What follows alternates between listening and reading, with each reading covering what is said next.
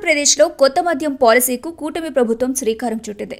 మద్యం విధి విధానాలు ఖరారు చేసేందుకు ఏర్పాటు చేసిన కేబినెట్ సబ్ కమిటీ నివేదికను కేబినెట్ ముందుంచారు. కొత్త పాలసీపై పలు రాష్ట్రాల్లో అధ్యయనం చేసిన సబ్ కమిటీ సిఫార్సులను కేబినెట్ ఆమోదించింది. దీంతో నూతన మద్యం పాలసీ అక్టోబర్ 1 నుంచి అమలు చేయబోతోంది. లాటరీ పద్ధతిలో మద్యం షాపుల్ని కేటాయించబోతున్నారు. గత వైసీపీ ప్రభుత్వంలో 1,24,000 కోట్ల మద్యాన్ని వైసీపీ విక్రయించింది. అయితే కూటమి ప్రభుత్వం 99 రూపాయలకు నాణ్యమైన మద్యం అందిస్తామని అంటుంది. దీనిపై మరింత సమాచారం సిడిఆర్ బ్యూరో ఇన్ఛార్జ్ దామోదర్ లైవ్లో అందిస్తారు. ఆంధ్రప్రదేశ్లో అక్టోబర్ 1వ తారీఖు నుంచి కొత్త మద్యం పాలసీ అయితే రాబోతోంది. ఎందుకనంటే కొత్త మద్యం పాలసీని తెలుగుదేశం పార్టీకి సంబంధించినటువంటి కూటమి ప్రభుత్వం తీసుకురాబోతోంది.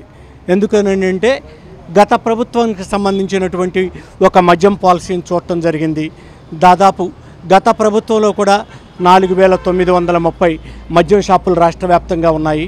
అయితే 2 సార్లు మద్యం షాపులు తగ్గించాలి అనే ఉద్దేశంతో 2,900 షాపులకి జగన్మోహన్ రెడ్డి ప్రభుత్వం తగ్గించగలిగింది.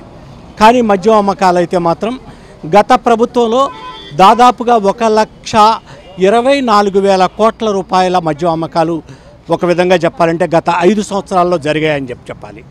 అంతకుముందు తెలుగుదేశం పార్టీ ఏదైతే అధికారంలో ఉందో తెలుగుదేశం పార్టీ అధికారంలో ఉన్నప్పుడు 75,000 కోట్ల రూపాయల మద్యం అమ్మకాలు అయితే మాత్రం జరిగాయి. ఓవరాల్గా అసలు మద్యం పాలసీ ఉండాలా లేకపోతే మద్యం పాలసీ వద్దా అనేది కనుక ఇక్కడ ఆలోచించే పరిస్థితి వస్తే కనుక ఒక విధంగా చెప్పాలంటే మద్యం పాలసీని ఎవరైనా వ్యతిరేకించే పరిస్థితి ఉంటుంది. ఎందుకనంటే ఆడవాళ్ళు అయితే మాత్రం మద్యం పాలసీని వ్యతిరేకించే పరిస్థితి ఉంది. కానీ మద్యం పాలసీ లేకుండా మద్యం రాష్ట్రంలో అమ్మకుండా రాష్ట్ర ప్రభుత్వాలు కానీ మనుగడ సాగించగలవా అనేది ఒక ప్రశ్నార్థకమైనటువంటి అంశం.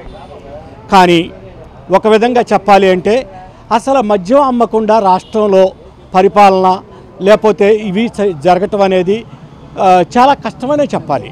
ఎందుకంటే మద్యం ఎటువంటి పరిస్థితుల్లోనూ అమ్మక తప్పని పరిస్థితి. ఒకవేళ మద్యం అమ్మలేదు అని అనుకుందాం, లేదు ఏదైనా ప్రభుత్వం మద్య నిషేధం చేసింది అనుకుందాం.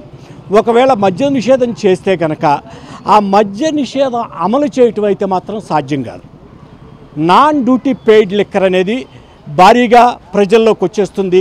భారీగా ప్రజల్లోకి నాన్ డ్యూటీ పెయిడ్ లిక్కర్ వచ్చి ప్రజలకి సంబంధించి హాని కలిగించడంలో ఎటువంటి సందేహం లేదు. గత జగన్మోహన్ రెడ్డి ప్రభుత్వంలో పరిస్థితి చూస్తే కనుక చీప్ లిక్కర్ వచ్చింది. ఆ చీప్ లిక్కర్ వలన చాలామంది ప్రాణాలు కోల్పోయిన సందర్భం ఉంది.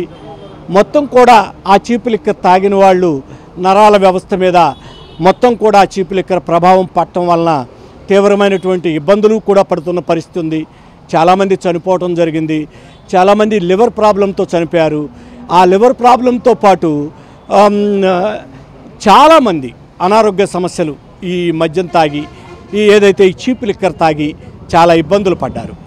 కానీ అదే సమయంలో జగన్మోహన్ రెడ్డి ప్రభుత్వం కొన్ని మద్యం బ్రాండ్లు మాత్రమే తనకు అనుకూలంగా ఉన్నటువంటి బ్రాండ్లు మాత్రమే అమల్లోకి తీసుకొచ్చింది. ఎక్కడ మార్కెట్లో దొరికే నాణ్యమైన మద్యం కానీ ఇలాంటి మద్యం కానీ ఎక్కడా లేదు అని చెప్పాలి.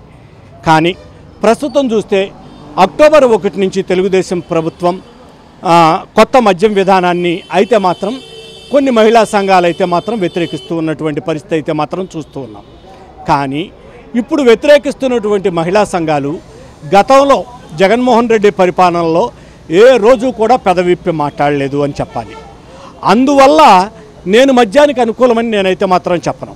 ఎందుకనంటే మద్యం విధానానికి అయితే మాత్రం వ్యతిరేకమే. కానీ ఇంతకన్నా గత్యంతరమైనటువంటి మార్గం రాష్ట్ర ప్రభుత్వాల ముందు లేదు. దేశంలో ఏ ప్రభుత్వం ముందు కూడా లేదని చెప్పాలి. ఎందుకంటే మద్యం అమ్మాల్సిన పరిస్థితే. దేశంలో ఏ ప్రభుత్వం అయినా మద్యం అమ్మాల్సిన పరిస్థితే. మద్యం అమ్మకుండా ఆదాయ వనరులు వస్తాయి అనేది లేదు. కానీ ప్రజల్లో మార్పు వస్తే మినహాయించి మద్యం అమ్మకాలు లేకపోతే మద్య నిషేధం ఇటువంటివి నిషేధించి ఎక్కడా కూడా ప్రయోజనం కలగటం అనేది ఇప్పటివరకు చూడలేదు. అయితే రేపు అక్టోబర్ 1 నుంచి వచ్చే పాలసీ ఎలా ఉండబోతోంది, ఆ పాలసీ తీరుతెన్నులేంటి అనేది ఒకసారి చూస్తే మాత్రం మొత్తం కూడా దాదాపుగా 3,600 షాపుల్ని తెలుగుదేశం కూటమి ప్రభుత్వం అనౌన్స్ చేసింది. దీంట్లో 340 షాపులు ఎవరైతే కల్లు గీత కార్మికులు గౌడు కులానికి సంబంధించినటువంటి కులాలు లేకపోతే వాటిలో ఉప కులాలకి ఒక 340 షాపులు కేటాయించబోతోంది. ఈ 340 షాపులతో పాటు లాటరీ విధానంలో గ్రామీణ ప్రాంతం, మధ్యస్థ ప్రాంతం, పట్టణ ప్రాంతం ఈ మూడు కేటగిరీల్లో దాదాపు 50 లక్షల నుంచి 85 లక్షల వరకు ఈ మద్యం షాపులకి మొత్తం కూడా పాలసీ నిర్ణయించడం జరిగింది. ఈ పాలసీలో భాగంగా మొత్తం లాటరీలో ఎవరైతే షాపులు దక్కించుకోబోతారో వాళ్ళు దాదాపుగా 6 విడతల్లో అంటే 2 నెలలకు ఒకసారి మద్యం లైసెన్స్ ఫీజు చెల్లించే విధానాన్ని కూడా రేపు తీసుకురాబోతున్నారు. అంటే రేపు అక్టోబర్ 1 నాటికే ఒక విధంగా చెప్పాలంటే కొత్త మద్య లైసెన్స్ విధానం వస్తుంది. ఇక దాంతోపాటు రాష్ట్రంలో 12 ప్రధాన పట్టణాల్లో అయితే మాత్రం చాలా పకడ్బందీగా రిటైల్ షాపులకు కూడా మాల్స్ లాంటివి కూడా వస్తున్నాయి. దానికైతే ₹1 కోటి పెట్టడం జరిగింది. కానీ ఈ నేపథ్యంలో ఒక విధంగా రాబోయే కొత్త మద్యం పాలసీస్ ఎలా ఉంటాయి ఏంటో మన మిత్రుడు ఉన్నాడు. మన మిత్రుడిని అడిగి తెలుసుకుందాం. ఏంటి మీకేమన్నా సంకేతాలు వచ్చినాయా కొత్త మద్యం పాలసీ మీద? కొత్త మద్యం పాలసీ మీద సంకేతాలు వచ్చినాయి, కానీ విషయం ఏంటంటే అండి, మీరు ఎంతసేపటికి మద్యం దుకాణాల గురించి కొత్తవి వస్తాయి, పాత రేట్లు పోతాయి, కొత్త రేట్లు వస్తాయి, తగ్గుతాయి, నాణ్యమైన మద్యం ఇస్తాయని చెప్పి మాట్లాడుతున్నారు. కానీ దీంట్లో 18,000 మంది పైచీలకు ఎంప్లాయీలు పనిచేస్తున్నారు. వాళ్ళకి సంబంధించి కూడా ఒక న్యాయం చేస్తామని కానీ వాళ్ళకి వేరే జాబ్ ఏదైనా ఆపర్చునిటీ ఇస్తామని కానీ ఇప్పటివరకు ఒక విధంగా చెప్పాలంటే 2019లో మీరంతా కూడా ఈ ప్రభుత్వ మద్యం షాపుల్లో పనిచేయడానికి వచ్చారు. దాదాపుగా మొన్న 7వ తారీఖున మీరు ఆందోళన చేయాల్సిన సందర్భం ఉంది కూడా. ఆ ఆందోళన చేయాల్సిన సందర్భంలో మరి ఎందుకనో మీకు సంబంధించినటువంటి నాయకులు వీళ్ళు వెనక్కి తగ్గటం జరిగింది.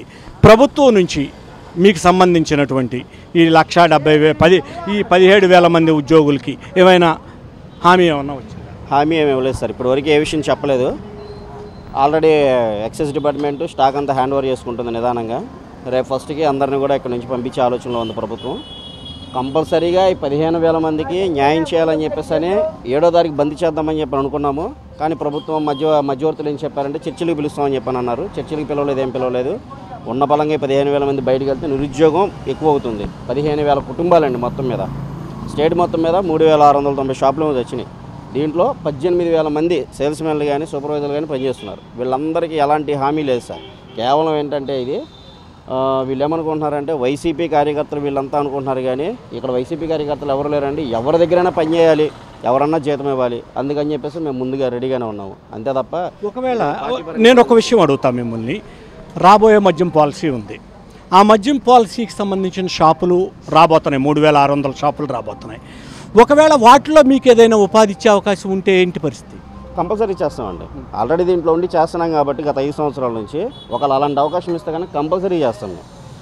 ఆ మాట ఆ హామీ అనేది సీఎం గారు ఇప్పటి వరకు ఒక మాట కూడా చెప్పలేదు. క్యాబినెట్ మీటింగ్లో ఎక్సైజ్ పాలసీ మీద ఇప్పటి వరకు 4 క్యాబినెట్ మీటింగ్లు జరిగినాయి. 4 క్యాబినెట్ మీటింగ్లో ఒక్కసారి కూడా ఒక మాట చెప్పలేదు.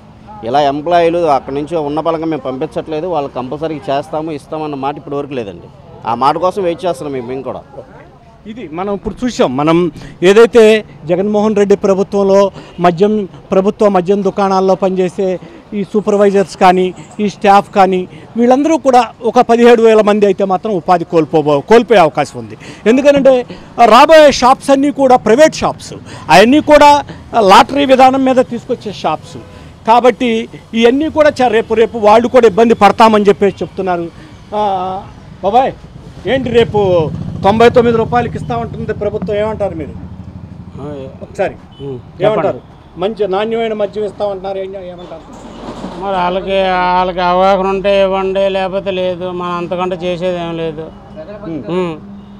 వాళ్ళ దయ మన ప్రాప్తి. ఓకే, రేపు ₹99 మద్యం ఇస్తామంటున్నారు, ఏం చేస్తారు? చాలా మంచిది, అది చాలా మంచిదండి. ఇప్పుడు ఈ రేట్లకి మేము సత్తాను కొనలేక. ₹30 తగ్గింది కదా, ₹130 చీపు. ఓసి ₹150, $400 వస్తే ఇంటికి ఒక ₹100 వెళ్తున్నాయి, $300 అయిపోతాయి. అది జరిగింది. ఏంటి మరి నాణ్యమైన మద్యం ఇస్తామన్నారు? మంచిదే కదా సార్, మంచిదే కదా సార్, చాలా మంచిది. ఇప్పుడు ₹30 తగ్గినట్టే కదా సార్. అలాగే సార్. ఇప్పుడు ఇబ్బందులు పడుతున్నారా? ఇబ్బందులు పడతాం కదండి. మందు కూడా పనిచేస్తలేదండి, పవర్ లేదు, పవర్ లేదండి. ఇది మనం చూస్తున్నాం. ఇక్కడ ఉన్నటువంటి మద్యం ప్రియులు బాధ అయితే కూడా చూస్తున్నాం. వాళ్ళ మాటల్లో కూడా 123 రూపాయలు చెల్లిస్తున్నాం. ఇప్పుడు దాదాపుగా 2 కోటలు తాగాల్సి వస్తుంది సార్. 2 కోటలు తాగితే కానీ పని చేస్తలేదండి. ఇంకా కష్టపడి డబ్బు అంతా ఇలాగ అయిపోతుంది. ఇంట్లో ఏమి ఇస్తలేదు, ఇంట్లో అన్నం పెడతలేదు. మాకు 5 రూపాయల భోజనం ఉంది, అక్కడికి వెళ్తే తిన్నామండి, ఇంటికి వెళ్తలేదు. ఇంకా ఏమంటావు? రేపు కొత్త మద్య పాలసీ వస్తుంది బాబు గారు, మంచి మద్యం 99 రూపాయలకి ఇస్తానన్నారు, నువ్వేమంటావు? అదే కరెక్ట్ అండి. ఇంట్లో పిల్లలకి బో కూడా పెట్టలేకపోతుంది. 200 రూపాయలు ఇక్కడే అయిపోతున్నాయి, ఏం చేయలేకపోతుంది.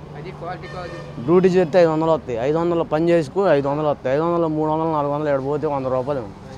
మా తిండికి జరగట్లా, మాకు అదే కావాలి. ఇది కొత్త మద్యం పాలసీని అయితే మాత్రం రాబోయే తెలుగుదేశం కూటమి ప్రవేశపెట్టబోయే పాలసీని అయితే మాత్రం మద్యం ప్రియులు చాలా ఖుషీగా మాత్రం చెప్తున్నారు. 99 రూపాయలకు మద్యం ఇస్తే, మాకు నాణ్యమైన మద్యం ఇస్తే మా ఆరోగ్యం బాగుంటుంది, మేము ఇంటికో రూపాయి తీసుకెళ్తామని చెప్తున్నారు. కాకపోతే ఇక ప్రభుత్వం ఇప్పటివరకు ఏర్పాటు చేసినటువంటి ప్రభుత్వ మద్యం దుకాణాల్లో పనిచేసే 17,000 మంది సిబ్బంది ఎవరైతే ఉన్నారో వాళ్ళు తమకు ఉపాధి చూపించాలని కూడా డిమాండ్ చేస్తున్నారు. వీడియో జర్నలిస్ట్ సంటితో దామోదర్, CDR మీడియా, విజయవాడ నుంచి.